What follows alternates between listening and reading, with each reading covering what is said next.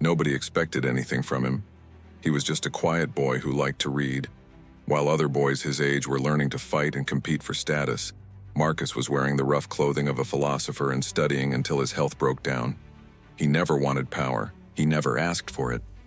And yet he ended up carrying more of it than almost any human being in history. This is his story, and what it teaches us about our own. Chapter 1. The Boy Nobody Expected. Marcus was born in 121 AD into a wealthy Roman family. His father died when he was 3 years old. He was raised by his grandfather, and from the very beginning he was different. Most boys from powerful Roman families were groomed for politics, for military glory, for status and influence. Marcus wanted none of it. By the time he was 11 years old, he had already adopted the lifestyle of a Stoic philosopher. He wore rough, simple clothing. He slept on a hard mat. He studied relentlessly, philosophy, rhetoric, law, Greek, Latin, driving himself so hard that his tutors eventually had to tell him to slow down before he destroyed his health. He wasn't performing. He wasn't trying to impress anyone.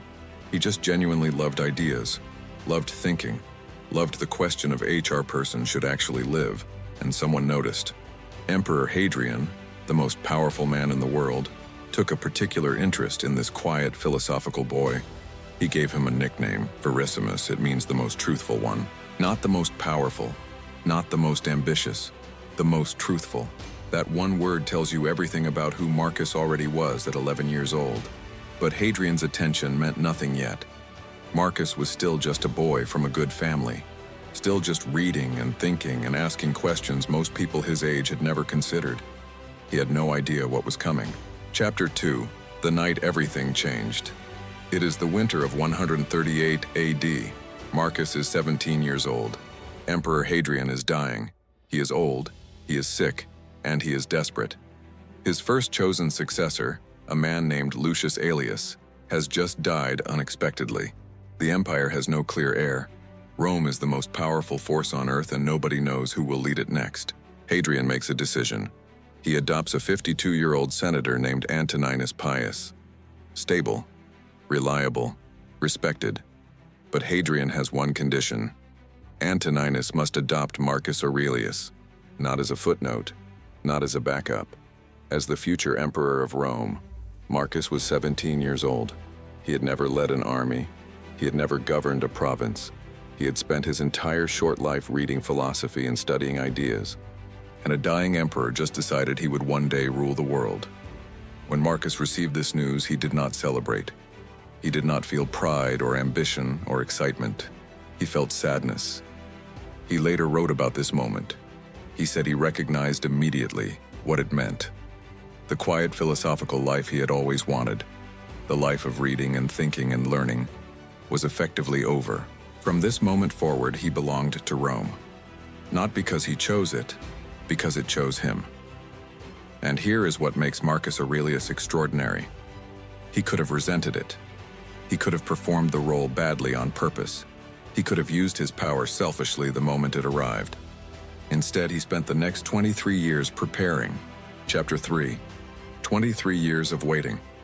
Most people would have found 23 years of waiting unbearable. Marcus found it necessary. From age 17 to 40, he served. He studied. He advised. He governed small things before being trusted with large ones. He watched his adoptive father, Antoninus Pius, rule Rome with calm, steady wisdom, and he learned from every single day of it. He also lived through real loss during those years. He married Faustina, his cousin and the emperor's daughter, in 145 AD. Together they had 14 children. 8 of them died before Marcus ever became emperor. Think about that for a moment. The man who would become the greatest philosopher king in history sat by the beds of 8 of his own children as they died. He buried them.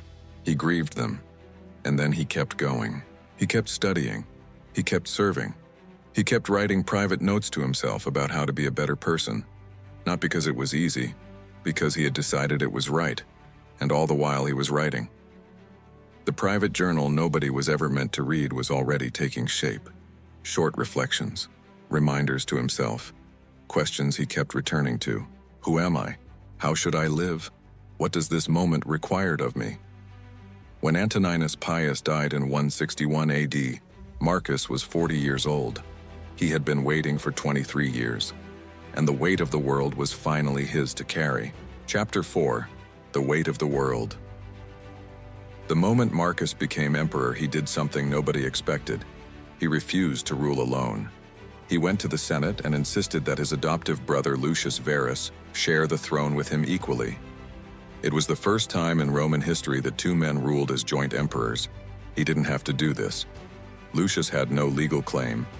Marcus could have taken everything. He shared it anyway, because Marcus Aurelius was never interested in power for its own sake. He was interested in doing the job right, and he thought two minds were better than one. Within months of becoming emperor, Rome was already at war. The Parthian Empire, and in what is now Iran and Iraq, launched an invasion of the eastern frontier. Marcus sent Lucius to lead the campaign. The war lasted 5 years. Rome eventually won, but the soldiers coming home brought something worse than any enemy army. Chapter 5. The Plague. In 165 AD, Roman soldiers return from the east. They bring the Antonine plague with them. Nobody knows exactly what it was. Most historians believe it was smallpox. The symptoms were brutal: high fever, painful rashes covering the entire body, internal bleeding. People died within days of showing the first signs. It spread through Rome like fire through dry grass. At its peak, it was killing up to 2,000 people a day in the city of Rome alone. Over the next 15 years, it would kill somewhere between 5 and 10 million people across the empire. That is roughly 10% of the entire Roman population gone. The wealthy fled to their country estates. The powerful retreated behind walls. Many of Rome's elite simply disappeared from the city until it was over. Marcus stayed. He organized the distribution of food and medicine. He personally funded burial costs for the poor who couldn't afford them. He sold imperial treasures, jewelry, golden cups, silk clothing, to raise money for plague relief rather than raise taxes on people who were already suffering. And every night he went back to his military tent and wrote. His co-emperor Lucius Verus, his adoptive brother, died from the plague in 169 AD. Marcus buried him, grieved him, and kept going. He was now sole emperor of the most powerful empire on earth, in the middle of the worst plague it had ever seen, fighting wars on multiple frontiers, watching his people die in the streets. And still, every night, he wrote, not for history, not for anyone who would ever read it, just to remind himself how to be a good person, just to ask himself the questions that kept him honest. Am I doing what is right? Am I showing up the way I should? Am I the person I decided to be? Those private notes in a military tent during a plague that was killing millions of people. That is Meditations. Chapter 6. The Philosopher King. Marcus Aurelius ruled for 19 years. He faced things that would have broken most people: wars, plague, betrayal, the deaths of children, the deaths of friends, the weight of an empire that never stopped demanding more from him. He never stopped writing. He never stopped questioning himself. He never stopped trying to be better. In 180 AD, possibly from the plague itself, Marcus Aurelius died at his military camp on the Danube frontier.